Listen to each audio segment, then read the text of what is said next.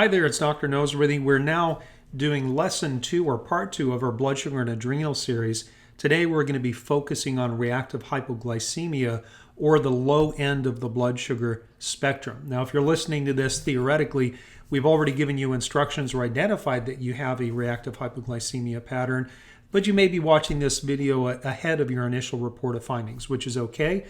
Just make sure that if you are unsure about what your pattern are, that you rely on us in your one-on-one session to identify the pattern that you have, and then the adjustments you need to make in diet, lifestyle, and other things that would be appropriate. So let's just review the spectrum.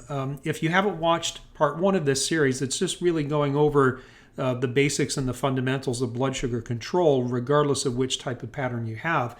So this is what you see. We use this slide when we did our part 1 series, but let's just look at the low blood sugar. Today we're going to be focusing on the left-hand side of this column with our reactive hypoglycemia, or what we call our functional hypoglycemia patterns.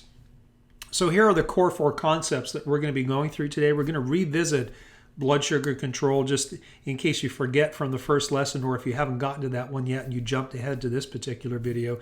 Then we're going to break down the rest of this presentation between classic symptoms associated with low blood sugar states, the common mistakes we see our clients making that are promoting that, and then some of the common fixes. And I'll reiterate this later, but there's a wide range of things that we can do for clients with reactive hypoglycemia. What I'm going to go over today are the things that we typically have to do with all of our clients, but there are usually additional things that are very individual specific. So I won't be able to go into details because in this video we don't know exactly where you are, right? That has to come after we go through your history as well as your initial labs. So let's start with the basics of blood sugar control. You may remember this slide from the first video, but again, to revisit the basics, when you eat, your blood sugar levels go up, which is represented by the little glucose or G molecules that are in your bloodstream. But in order for that glucose to get into your cells where you burn it for energy, you have to open the insulin gate on the outside of your cells, and that happens as a result of your pancreas producing insulin. And so the glucose would normally go into your cell, and now your blood sugar levels go down, but now you have glucose into your cell, which is where you derive fuel, right? So when cells respond to insulin, the insulin gate opens up, glucose is cleared from the bloodstream, which provides fuel for your cells, which is really fuel for function, right? You can't have function if the cells that do the function don't have the fuel to perform the function. Now, what we said in our review and our basics is that with reactive hypoglycemia, people are dealing with either persistent or intermittent low blood sugar states that affect functionality. And that's the key thing, right? We can look at a blood sugar number on a lab that might look low, but if it's not accompanied with some set of symptoms that we can relate to the blood sugar, that's probably not an issue. But when you have a lab pattern consistent with a set of symptoms that are present in one person, then of course we say, okay, that's when we have enough evidence to call this the problem that we're dealing with. But one of the big issues you'll notice up here in the top left-hand corner, what we notice quite often with our clients who have these low blood sugar patterns is that they tend to miss meals. They skip eating, or they have small meals and they just don't eat enough calories. So what ends up happening is, instead of having a sufficient amount of glucose in the bloodstream to transfer into your cells, you have lower than normal fuel supply, and so you're really kind of in a fuel depleted state. Now, if we combine a lower than normal starting point, meaning your blood sugar levels are low, and if we clear a relative proportion of that into the cells, we're still dealing in this particular condition with less glucose in the cell for energy production, and this ultimately triggers a fight or flight response. And we'll cover that in just a little bit more, but the big connection I want you to make is that if you have the classic symptoms of reactive hypoglycemia, which we'll review momentarily, then really where those symptoms are coming from is your brain sensing a low fuel state and then interpreting that as a threat to survival. When you start looking at all systems require energy, so fuel mechanics is very, very important for us. But when you start looking at or asking the question, which system is the most sensitive to fluctuations in energy supply or glucose availability, it's the brain and the nervous system, right? That's the one that has to survive, because without your brain, you're going to die. So let's take a look then at what our classic symptoms are. And again, we reviewed this in our basics, but it's important to go over them again because I need you to connect the symptoms with the mechanism and the mechanism with the habits of diet and lifestyle that are promoting it and the things that we can work on to fix it. Now, I will say that you can take anybody who has normal blood sugar supply and then mess up their diet, have them eat infrequently, and over time they will develop this type of problem. But it seems that with a lot of the research that's coming out now, it seems that pretty much all the things that we're dealing with our health and well-being are a combination of how our genes are interacting with our diet, our lifestyle, and our environment. So it would appear that people who have chronic issues with blood sugar control like this tend to have some genetic variants that promote low blood sugar. And this is why two people can eat the same diet and one can be fine and the other one can suffer with reactive hypoglycemia. So just keep that in mind if it turns out that you, after making these fixes, you still tend to run into some issues. There may be some genetic components to this. It doesn't mean that it's a lost cause and we always still have to do what we can do, but it may mean that you have to pay more attention to your diet for longer periods of time than someone who has a temporary glitch that is promoting their reactive hypoglycemia. So technically, it is called reactive hypoglycemia. Classic symptoms are associated with skipping meals or waiting too long. In other words, the classic symptoms actually come in between meals, right? So whether I ate last night and don't wait until lunchtime or eat until lunchtime, either way, the symptoms are in between meals, typically with prolonged periods of non-feeding behaviors. And what do those symptoms look like? Well, they look like I get shaky, I get irritable, I get lightheaded, I get tired, I get a headache, I get hangry is a common word to explain it these days. I get some kind of a symptom, and it can vary from person to person, but what you see on the screen there is pretty classic. Some kind of a symptom that is associated with not fueling my body and brain that resolves with fueling my body and brain. So if you are thinking about your symptoms and say, you know what, I do feel better or function better when I eat consistently, then that tends to be proof enough that we're dealing with a reactive hypoglycemic pattern. Now you could recognize this on your labs. I gave these to you before. But when your blood sugar levels in a fasting state in the morning are down around 85 or below, and this other marker called LDH is down or below, or around or below 140, that confirms from a laboratory perspective that we're dealing with this reactive hypoglycemia. But as I mentioned just a moment ago, these classic symptoms are really brain-based responses. Yes, it's a blood sugar issue, but that really doesn't explain all that much. So here's what happens. As I mentioned a moment ago, the brain is the most glucose-sensitive organ that you have.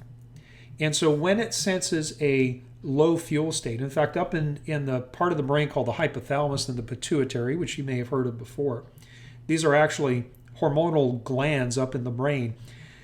In these glands, in the pituitary and hypothalamic glands, they have neurons inside them that sense your blood sugar levels. You have neurons that sense your oxygen levels. So you have neurons that sense your immune system, right? So there are sensing neurons in different places through the brain, but the hypothalamus and pituitary monitor your blood sugar levels so that when they go down, normally they would trigger a hunger response, so you would go and you eat. So your brain is constantly monitoring your biochemical environment and then making internal shifts or driving certain kinds of behaviors to try to resolve whatever problem it's sensing is coming on.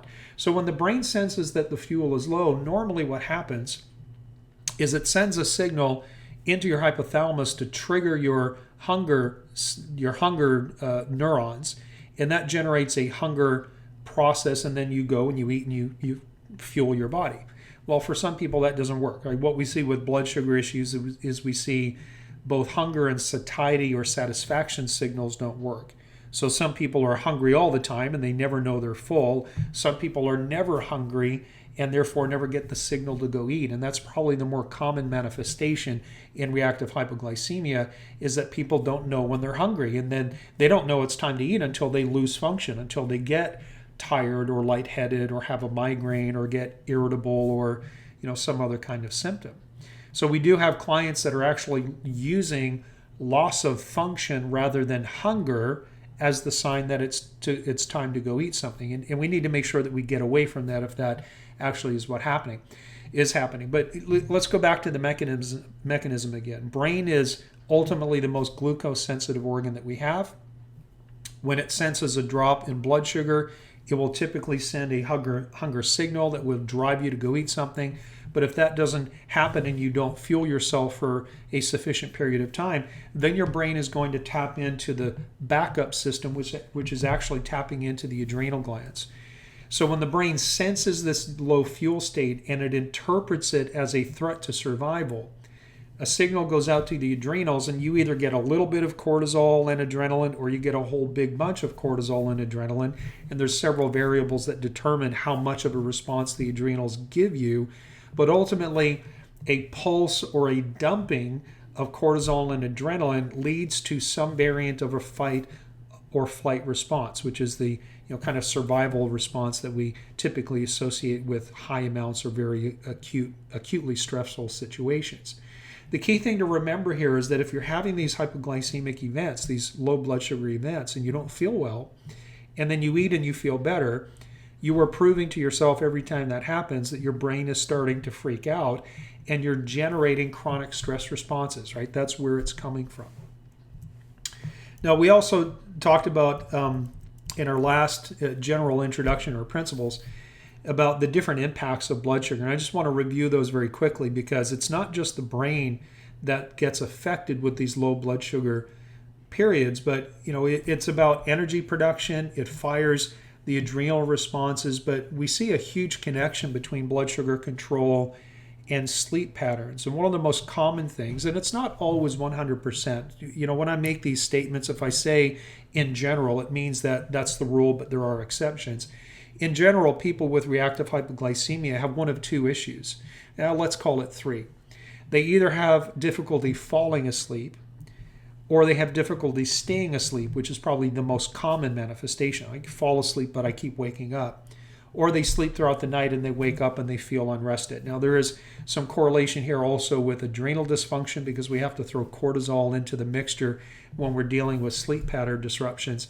But of all the patterns that we see in terms of altered sleep associated with reactive hypoglycemia, by far the most consistent one is the difficulty in staying asleep. So again, I fall asleep and I keep waking up. And it could be once a night, it could be 5 times a night, or some other variant of that. We also know that when the blood sugar drops and the brain taps into the adrenals and creates this stress response, that it drives inflammation, right? So blood sugar patterns are inherently inflammatory. And the combination of the lack of fuel supply and the inflammation tends to drive hormonal imbalances. And what I said in the introduction is that men tend to adopt more of a female hormone profile and women tend to adopt more of a male hormone profile. And that's bad for general health and well-being, but it's really bad for the brain and really bad for the heart, which seem to be predominantly tuned to either male hormone dominance or female hormone dominance in those respective genders. And then finally, and we've mentioned brain several times, blood sugar control is one of the most fundamental variables for having good brain chemistry. So if you want good serotonin, you want good dopamine, you want good GABA, you want good acetylcholine levels, you need to have good blood sugar. And when you affect blood sugar, you can guarantee you're affecting your brain in some way. It's just a matter of degrees and whether or not that needs to be intervened with directly, or can you work on the blood sugar and then resolve the brain, which is quite often how we're able to do it. So now that we have that baseline and that foundation, let's talk about the common mistakes we see with our clients that come to us who have these patterns. Number one is not being prepared. We live in a different world today. I remember growing up in Eastern Canada, it was a treat to go to a fast food place. We might do that once a month, but I was fortunate enough to grow up in an environment where my mom shopped and she cooked. We had 3 cooked meals a day and we had food available for snacks when we came home from school. But I tell you that grocery shopping is a lost skill. A lot of people, and I might be wrong with you as an individual, but in general, what we see across the board with our clients is that we're so busy doing other things and we've shifted our priorities to such a degree that we don't think ahead when it comes to planning for our food. And so we either end up going to the fast food stores or going to sit down at a restaurant or running into the grocery store to pick up something quickly so we can run home and cobble it together and then gobble it down, right? Cobble and gobble. So one of the things that I'm going to encourage you to do with the nutritional coaching staff is to make sure that you have a conversation about your shopping habits and about whether or not you're thinking ahead and making sure you're prepared. And it's not just about being prepared, going to the store, buying good, healthful things that you're able to put together good meals that will nourish your body. It's about being prepared on a day-to-day basis so that you don't get caught with a lack of good, healthy, available fuel sources if you start to have an episode. And this is the other part of preparation, is that, and we'll come to this in just a little bit, is that when you have these reactive hypoglycemic patterns, you have to stay ahead of the problem. So for example, let me go to the next point here where it says skipping meals or waiting too long to eat. If you end up having an episode, you're playing catch up from that point forward. By the time your brain initiates a fight or flight response, you've already lost that battle and you have to catch up, and then you have to try to prevent it from happening again. And so what most of our clients tell us is that they either off the top of their head know, or if they think about it, they know what I call their fueling interval is, which is point number 4 down here. And I know I'm jumping around on the slide, but just bear with me.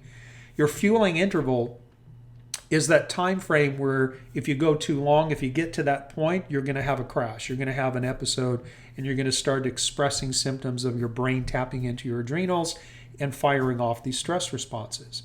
And so for some people, the interval is 3 hours. Like, I know that I need to eat every 3 hours, and if I don't, I get problems. Others, and this is in really severe cases, I remember one gentleman we worked with several years ago, in the beginning, because we can fix this, right? In the beginning, had to eat every 30 minutes. Every 30 minutes, he had to eat something or else he had a major panic attack. Now, as we continued to work with him, not just on his choices, his habits, his lifestyle, and the foods he ate and how he ate them in terms of frequency, over time, his interval increased. And so after a while, it was every hour instead of every 30 minutes. Then it was every 2 hours. And we got him to the point where he didn't have to eat for 4 hours at a time, which really completely changed his life because he was ruled by food for quite a long time.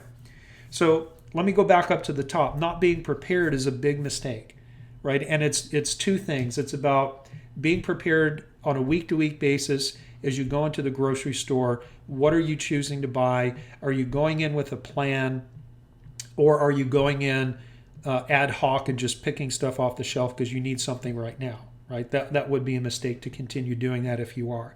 The other thing is being prepared on a day-to-day basis, which is making sure that you have food prepped ahead of time so that when you're out, if you get caught and you're like, hey, I can't get to a restaurant, I can't do whatever, that you have food with you. That would be the best thing, especially in the first several months, is to make sure that you're bringing food with you. Now, down on the bottom, I have, not having a rescue plan. This is pretty critical as well. And we'll go through this. Some of this stuff is written in your manual, but we'll also go through this in your one-on-one session when we start talking about some of these strategies with the coaching staff. But having a rescue plan could be something as simple as having, for example, and I'll tell you one thing that I use on my own is I use these, there's no other term to describe them other than meat bars. It's almost like the upgraded version of beef jerky. And beef jerky, as long as it's gluten-free and doesn't have nitrates in it, is perfectly fine and works really well. But there are companies out there like Epic Bar and Tanka that actually make compressed bars. It kind of sounds a little weird, but they're meat bars, and some of them have maybe a little cranberry and almonds and some other things in there that change the flavor. But these are great rescue strategies to carry with you as you go throughout your day. They travel well. I typically have a handful of these in my briefcase when I travel around the country to go do my lectures, because I'm not going to eat the junk on the airplane, and I usually don't spend enough time in the airport to be able to sit down and actually have a meal. And sometimes you can't trust that there's things on the menu that you can eat. But having a few strategies that will help you in a pinch is way better than letting your blood sugar drop because you didn't think ahead. And sometimes the thought ahead is, let me throw some of these things in my purse or my briefcase so that if I get stuck, I know that I've got a go-to that can help stabilize my blood sugar. One of the things that we said in our introductory lesson is that blood sugar patterns or problems are fundamental. They're deal breakers. If you don't fix them, we're probably not going to get anywhere, or at least we're not going to get significant traction out of the other things that we're trying to do, because blood sugar is how you fuel your systems, right? So you have to have fuel there for the systems to run properly. So you can't afford to make the mistakes, at least not on a consistent basis. So be prepared. Don't skip meals or wait too long. At that point, you're playing catch up. Make sure that you know your fueling interval and stay underneath it. If you know that your system crashes if you haven't eaten for 2 hours, eat every hour and 45 minutes, right? Don't get to the point where you have to play catch up, and then have a rescue plan. Now, on the final point on this screen is too much focus on carbs and convenience foods, because here's what typically happens when someone isn't prepared and they find their blood sugar crashing, or it has crashed, is that they reach for the first thing that's available. And if you haven't planned that out and have something already there that's friendly to your physiology, then chances are it's going to be something that's full of sugar, that's high convenience, and that's almost never good for you. Unless it's something that you've chosen intentionally because you've examined the content and you know that it's within the realm of what is healthy for you.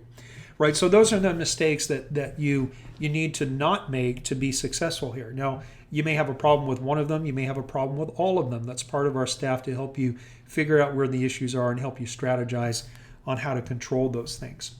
Well, what about common fixes? Again, I'm just going to give you the big strategies and the big ideas here. There is more information in your manual, and a lot of the details and the nuances, a lot of the tweaks that we have to make for individuals happen in our one-on-one coaching. So the very first thing is to think about the rhythm and timing of meals. It's very important if you have this pattern, particularly if you're the person that wakes up and you don't feel hungry, and it may be that you just don't have an appetite. You may actually have a little bit of nausea or an upset stomach. That typically is because your fuel state is so low, your brain is even triggering fight or flight responses while you're sleeping. And that puts you into a state we call sympathetic dominance, which shuts down your digestion. And if you're waking up, again, if you're waking up with no appetite or feeling a little bit nauseous and you can't eat until 10 or 11 in the morning, you absolutely have to eat. It doesn't matter what your stomach is telling you. Your brain is saying, I need fuel, right? So one of the things that we tend to focus on is our dominant symptom. So if you wake up and you're nauseous, you think, well, I can't put food down in there. But you have to ask the question, why are you nauseous?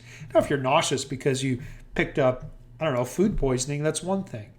But if you're nauseous because you're in sympathetic dominance and your brain is constantly driving fight or flight responses, the best thing that you could do is eat within 30 minutes of waking up.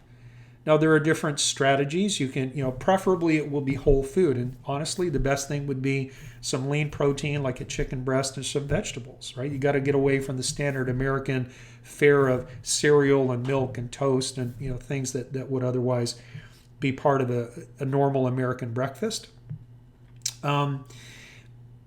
So real food, lean proteins and vegetables are great. Another strategy, and again, this will be decided or will help you decide this based on our recommendations in our sessions. Sometimes what I call a super shake is very, very helpful. And there's a recipe in your manual. Just check in the beginning, check in your table of contents for the super shake recipe. And you can make these any number of ways. We just have one way listed there to get you started. But having something that you can get up and is convenient but healthy is sometimes very important for people who have really busy and rigorous schedules. I remember back in the day when we were raising our 5 kids, it was all we could do to get the kids ready to get out the door, let alone take care of ourselves. So being able to spend, maybe 5 minutes at a blender or even using a hand shaker and throwing some ingredients in that are good, nutritious, nourishing, and wholesome will set you up for success. So that, and it doesn't take a lot of time of preparation, right? It just takes a little bit of a shift in the mindset. So rhythm and timing of meals, you can never skip meals. You have to stay ahead of the curve. You have to have zero tolerance for these episodes, right? So know your interval and stay within it. And then you have to shift your focus to more blood sugar stabilizing foods. And what I mean by that is in the middle box there under content strategies is you got to ditch the sugar and you have to control your carbohydrate selection. There are healthy carbs, there are unhealthy carbs, and then there are death carbs, right? Sugar is a death carb. But a lot of the starchy foods that we eat, whether it's potatoes or rice, that kind of thing, that can be very problematic as well because they can spike your sugar and then you crash from a high point So controlling your carb selection is important, and again, we'll coach you on that. But one of the best things that you can do is start to emphasize lean proteins and healthy fats and fibers. And again, details will be coming within your one-on-one sessions, and there is, again, more information in your manual. Well, what about supplement strategies? Honestly, it's too varied to cover here because we talk about reactive hypoglycemia as if it's just one thing and all people are the same, and that's not true. Of course, we always coach on the fact that you are an individual, you're unique, and we should be treating you that way. So I could throw out a couple of supplement names, but they may not be appropriate for you, right? So it's too varied to cover here, and we'll go through that when you and I talk about our go over your reported findings, and I give you my recommendations. But ultimately, I'll tell you this, that if we decide to use supplements in addition to diet and lifestyle strategies, it should be short-term. There are some circumstances where people need to be on blood sugar support all the time, and that's usually the cases where somebody's been that way for so long they've actually damaged their blood sugar regulation and control process, or they have these genetic variables. But if you're doing everything we can, under most circumstances, let me say it this way, that those are the exceptions. Under most circumstances, if we can teach you the right way to eat, and it's not just about content, it's about timing and frequency and dealing with other stressors and adrenal dysfunction, which are topics for a different lesson. If we can get you practicing that and learning that, then there will come a time where you don't need supplements to control your blood sugar. You do it strictly through diet alone, right? So in summary, again, blood sugar is fundamental. It's a deal breaker. You got to know your pattern and you have to obey the rules. So with reactive hypoglycemia, it's eating consistently, not letting the crash happen, having some strategies, being prepared, and making sure you're picking the right content. Poor blood sugar control will absolutely wreck your health on many different levels. Ultimately, it's bad for your brain. And low blood sugar states tend to promote more neurodegeneration, right? Nobody wants that. Low blood sugar states stress the adrenals, they freak out your brain, and ultimately they spill over into all other systems. So that's it. I tried to keep it a little bit short and sweet because blood sugar coaching or blood sugar control coaching is something that we focus a fair amount on in the first month or so for most of our clients.